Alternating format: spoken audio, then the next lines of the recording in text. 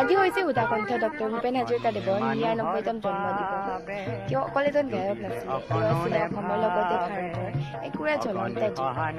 তেওঁৰ গীত আমাৰ মাজত সদায়ে আছে, তেওঁৰ সুৰ আমি কেতিয়াও পাহৰিব নোৱাৰোঁ। যদিহে তেওঁ আমাৰ মাজত নাই, কিন্তু তেওঁৰ সুৰ আমাৰ মাজত সদায় জিলিকি থাকে। তেওঁ আছিলে অসমৰ লগতে ভাৰতৰ এজন মহান ব্যক্তি। তেওঁ অসম ৰত্ন, ভাৰত ৰত্ন, পদ্মশ্ৰী, পদ্মবিভূষণ আদিৰে বঁটাপ্ৰাপ্ত এজন লোক আছিল।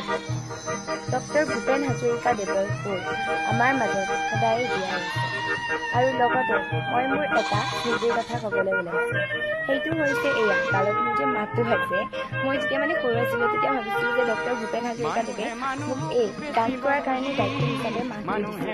আৰু এই কথাষাৰ মই সকলোকে কোৱাৰ লগতে আমি বহুতে কৈছিলোঁ। আৰু এই কথাষাৰৰ বিষয়ে মোৰ এতিয়াও মনত আছে। আজি হৈছে সুধাকণ্ঠ